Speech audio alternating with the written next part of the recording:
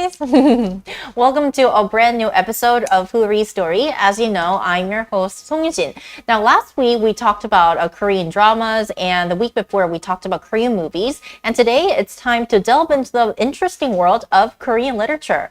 And today we are going to talk about a book that is by the winner of last year's prestigious Nobel Prize in Literature. Now, she is actually the first Asian female to win the Nobel Prize in Literature. As many of you would know, she is the Korean author Han Kang. And today we're going to talk about one of her most famous and popular books, that is Human Acts. So please stay tuned for our discussion today on Human Acts as well. And to help us better navigate through what this book is all about, we are joined by a new special guest. Her name is Andrea. Welcome to the show, and please introduce yourself to our viewers. Hi everybody, my name is Andrea. I'm from Colombia, and then thank you for joining us today. Well, great. Thank you for joining us, Andrea, once again. And I heard that you have a profound interest in Korean culture and Korean history. You're currently studying at the Academy of Korean Studies, am I right? Yeah, I'm studying right now Korean cultural studies. It was in 2011, like many years ago, that I started like kind of being into cultural content from Korea. But I didn't read a lot of literature at that time. However, in 2022, there was the Filbo, that is a really big fair in Colombia for literature, and Korea was like the guest of honor. Oh. And then a lot of Korean literature just like arrived to the country. For instance, there is a publishing house in Argentina that it was founded in 2019, that they are just focused on Korean literature, and they bring a lot of books. And then, we have books like from Han Kang, and I started reading Korean literature at that moment because of that. Great. So Andrea will help us better understand the literary world of Han Kang, and of course what we're going to talk about today, which is the novel Human Acts. So the Swedish Academy last year, when it announced that Han Kang will be the winner of the Nobel Prize in Literature, it specifically mentioned that she became the awardee of the prize because her books were an intense poetic prose that confronted historical trauma and exposing the fragility of human life. So Andrea, as you mentioned, you have read Han Kang's books. So I want to ask you, as a reader of those books by Han Kang, can you relate to what the Swedish Academy said? What did you like about Han Kang's books, or specifically Human Acts? Well, totally. I really like Human Acts. Like in my case specifically, I knew about like Gwangju in 2019, and then I decided to come to Korea in 2020. I lived in Gwangju for 6 months as an exchange student. And then later in 2023, 2022, when I was reading the book, I read the book in Spanish, the translation in Spanish.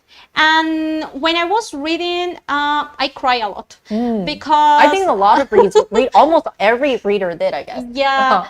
The thing is that in 2020, when I was in Gwangju, I was able to get into the buildings of the provincial office, and I was able to be like in those spaces. So when I was reading the book, and then the descriptions were so vivid about what happened, how it was, I cry, and I feel it like really painful and hurting, but at the same time, it was interesting how literature just brings us like those kind of feelings. Right. So there's a reason why a lot of readers of Human Acts felt immense pain and tragedy when they read the book Human Acts, because it's based on a real historical event, should I say. It's based on the May 18th Gwangju democratization movement, which is a very, very important moment in modern Korean history. So it's basically happened in the city of Gwangju and the nearing Jeollanam province in the year of 1980. So it happened in May 18th of 1980, and it went on for almost about 10 days. And it was basically a democratization movement because citizens went onto the streets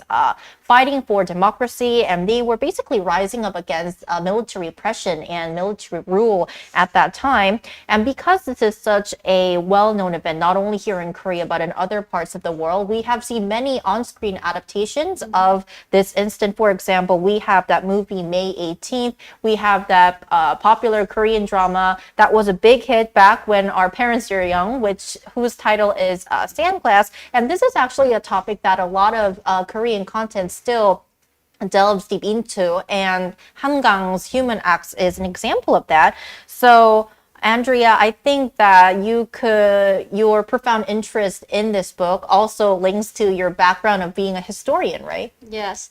Well, in my case specifically, when I learned about Gwangju, actually was with a movie. It was with a taxi driver from 2017. Oh, right. And then later, like with the book, it was really interesting how it was talking about how people was living at that time, specifically in May and later.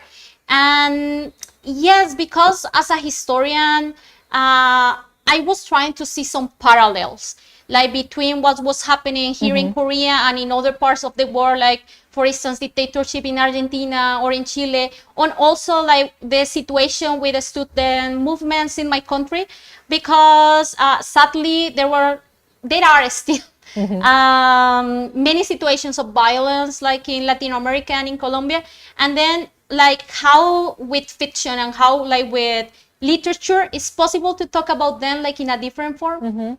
Right. And before we move on and I ask you further questions about human acts, why don't we read some comments from our viewers? Because I can see that a lot of our viewers tune into our episode this week. Once again, thank you so much for joining us today. Let's read some comments. Jacob says, this book leaves an interception in my heart. So I guess Jacob was also very hugely impacted by this book. Blidak says, it was already 45 years ago. I know the Gwangju democratization movement happened in 1980, so 45 years ago. Scott Elliott says, I can't breathe with each sentence. Nate Espinosa says, I got emotional because I felt the sincerity.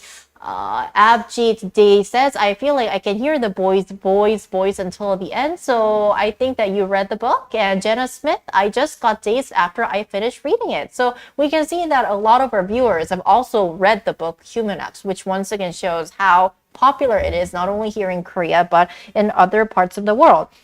And I think that when I read this book, Andrea, I was quite interested because of the difference in titles, because in the original Korean version of the book, it is called 소년이 온다, which can be directly translated to The Boy is Coming, but the actual official English title is Human Acts. So what kind of language did you first read this book?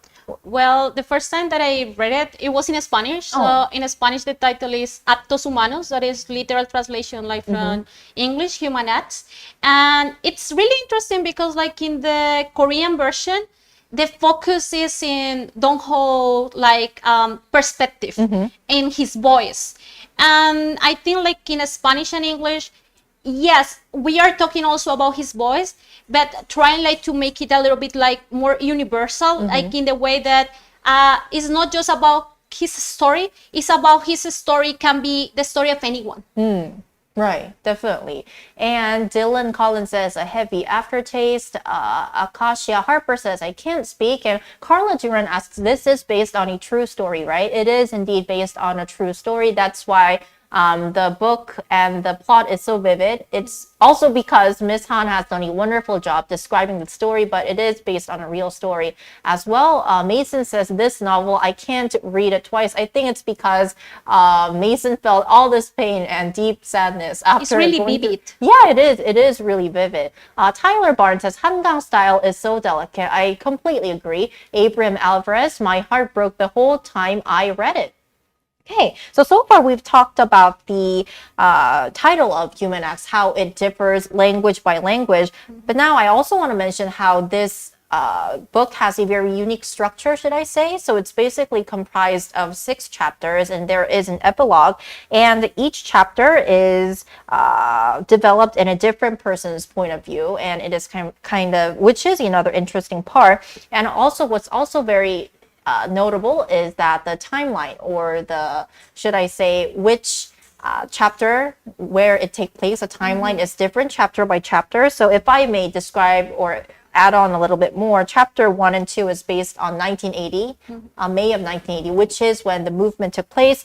Chapter 3, 1985, 5 years later this happened. Chapter 4, 1990, chapter 5, 2002, and chapter 6, 2010. So we get to time travel for about 20, almost 30 years through this book. Yes.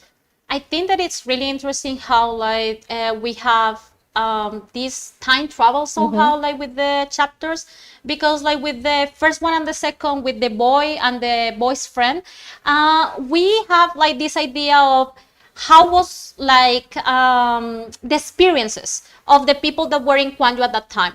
How were they living? What was happening with them when they were going out of their houses? What was happening with them when they decided to come back to their houses and stay like close to the provincial office? But then with the next chapters, it's also, I don't know, like a kind of idea that the things that happen in Gwangju is not just about these 10 days.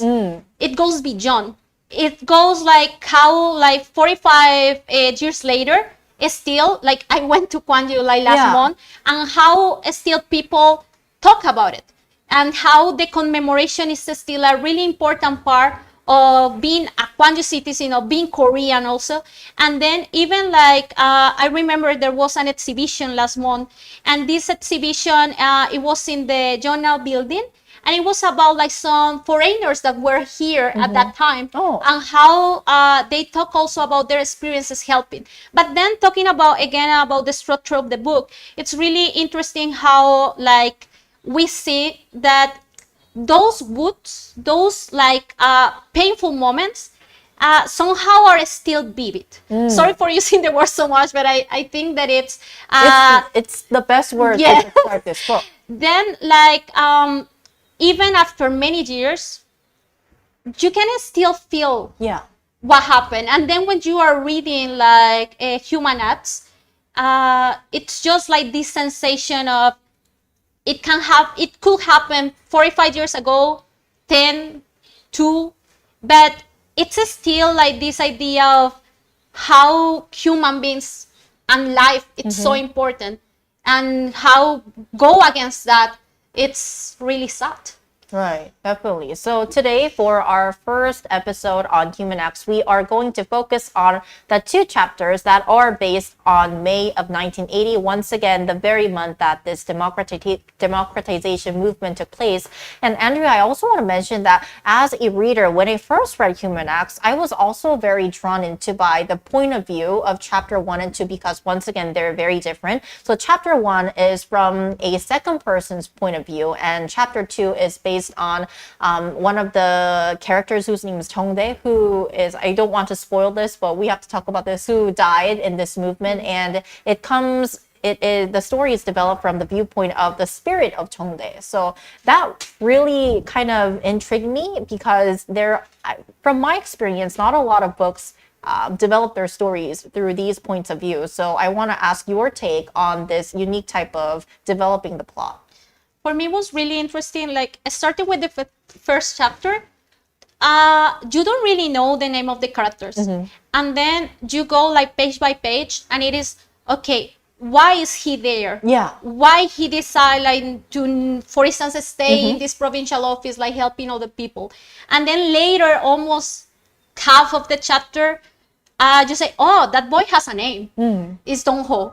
Okay, and then like how he also connects with other people. Right. But at the beginning, it's just like using the pronouns you. And then like with this pronoun, is like, okay, it's not just about that character. It's not just about like that boy that is there, but it's also an invitation to the reader that you are part of the story. You can be there.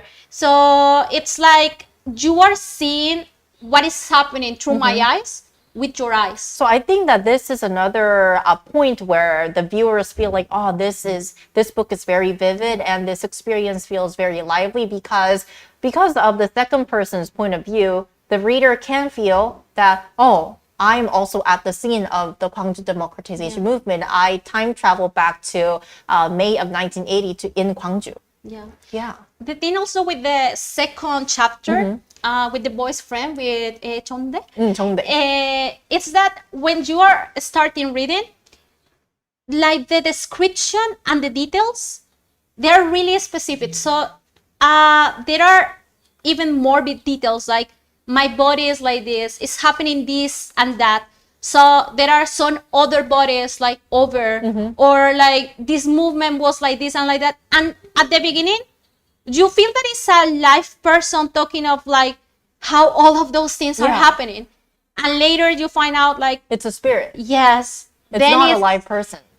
it's also like, I don't know, you find that that voice that was kind of making you go like to that moment, it's a voice that somehow that soul is not here anymore. And I think that it's really interesting how in those both chapters they also talk about the body and the soul, how they talk about like the presence, like the material presence and the spiritual presence of those that are not here anymore. Right. So before we move on, let's listen and take a look at what our viewers think. Deidi Espinosa says it's more realistic than reality.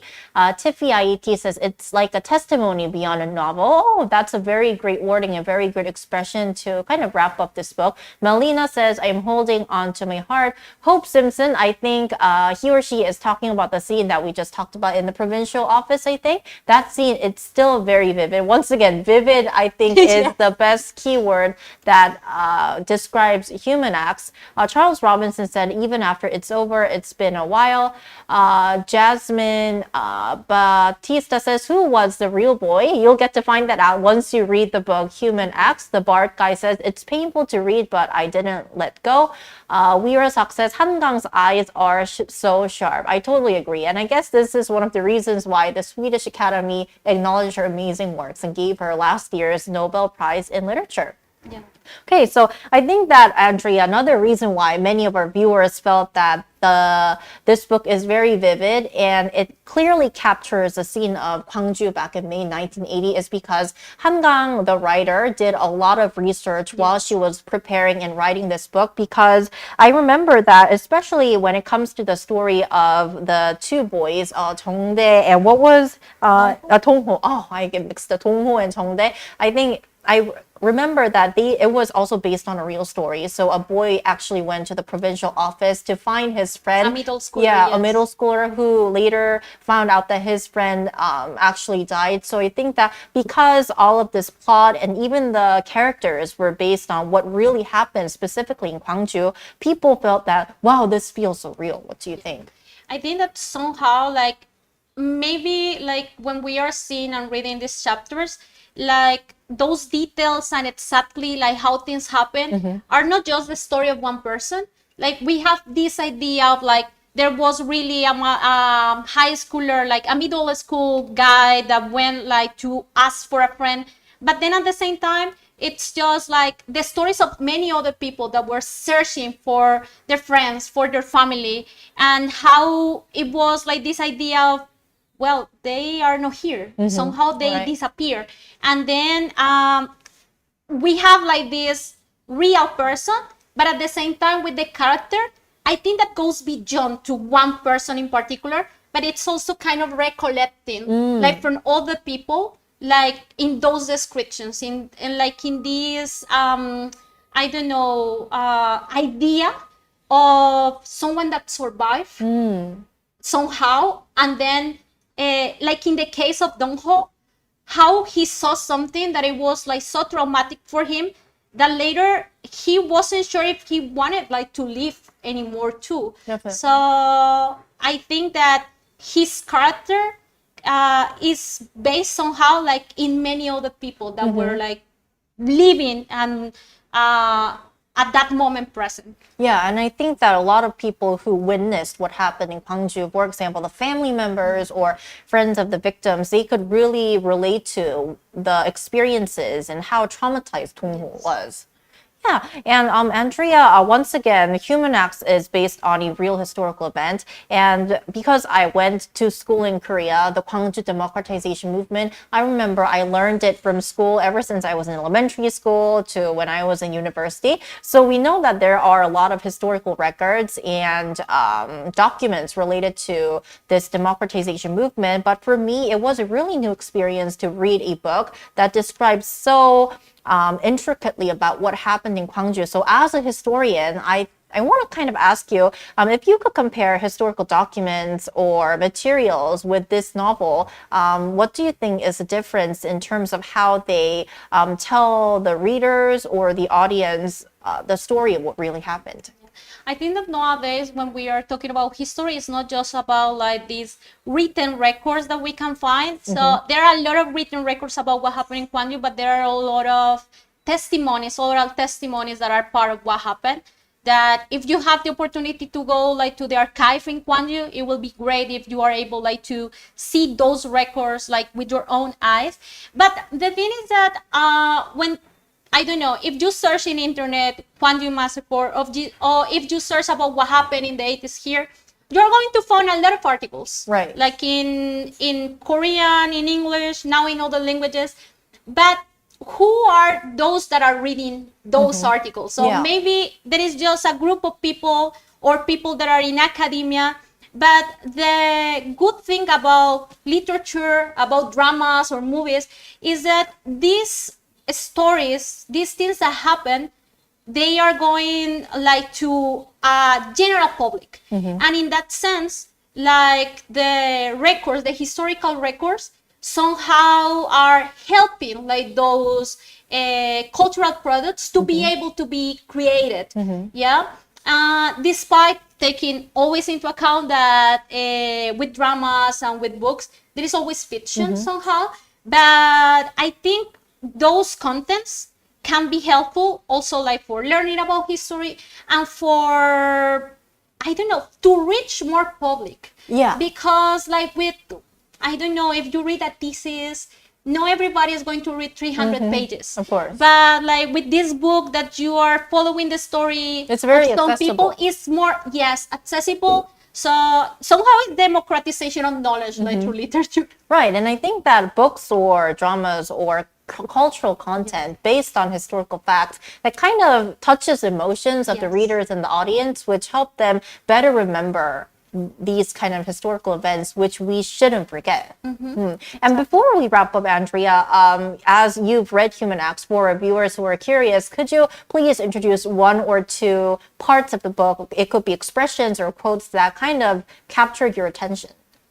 Well, as I said before, I read the book in Spanish, but then I was rereading that one in English, and there are many parts. There are many parts, yes, that I felt like really emotional when I was reading it. But then in the first chapter, there is one part in which Dong Ho it's waiting alone while there is like a kind of a speech outside. And later it starts raining. And then during this speech, there is something that it's interesting. I'm going to read it. So every day there are more coffins. People are starting to think twice about venturing out of doors. Hasn't enough blood been shed? How can all that blood be simple covered up? The souls of the departed are watching us. Their eyes are wide open. The voice of the man conducting the ceremony cracks at the end. So also like in the story and how it describes like every detail, you feel it. And then like with this part specifically is I think it provides the clearest snapshot of what happened in Gwangju in 1980. Because sometimes when you think about marches and when you think about like people going out to ask like for something in particular, sometimes you think about like a specific group of people, not just students or laborers. But then in the case of Gwangju, it was a whole city. And then like just kids or old people, like everybody. Somehow many people, it doesn't matter like gender or like age, they lost their lives. So it was more and more blood that was just like, it could be anyone's blood. Exactly. And regarding the second one, as I said before, like with Chonde, there are many descriptions of what was happening with his body, how he was feeling the presence of his friend and how he was remembering about like also his sister, and then asking himself like, who was the person that killed me? Why was the reason behind? And then there is one part that I like it, that it's, I needed more memories. I needed to keep spinning them out quicker in a continuous stream. Summer nights, washing my neck and back in the jar, the rope of cold water, you bump it into the metal pail, scattering into brilliant jewels as you splashed it over my sweet comer skin. Remember how you laughed, washing me shudder. And then, like, when I was reading this, it was like, it could be anybody. Right. And if you are like in this kind of situation, probably you want to remember the good things, like before you just like, or yourself just left your body. So if you haven't read it, Please read it. Yeah, it's It's a great phenomenal book. Yeah. Right. And I just want to add that many readers, and for viewers who are watching, many international readers who are aware of Han Kang and who know who Han Kang is, they mostly think of the book The Vegetarian when they think of Han Kang. But back in December during Nobel Week, Han Kang actually suggested the best book to start exploring her literary world is Human Acts. And then if you read Human Acts, then you'll get a better understanding of her other books, such as The Vegetarian. So if you have time, please check this amazing book, Human Acts, when you have time. So for this episode today, we focused on the two first chapters, chapter 1 and 2. But for our next episode, which will air next Tuesday, we will focus on the final 4 chapters, which are from chapters 3 to 6. And Andrea, I'm sure that you'll get to join us once again. I hope. Thank you. And thank you so much for your time today. Yeah. We had a wonderful time. Yeah. For me, it was like great to talk about the book and well, like to read you and to be part of like this project. Great. And thank you to our viewers once again for spending time with us and tuning in to our show. And we'll see you next Tuesday at the same time. Thank you. Bye. Thank you.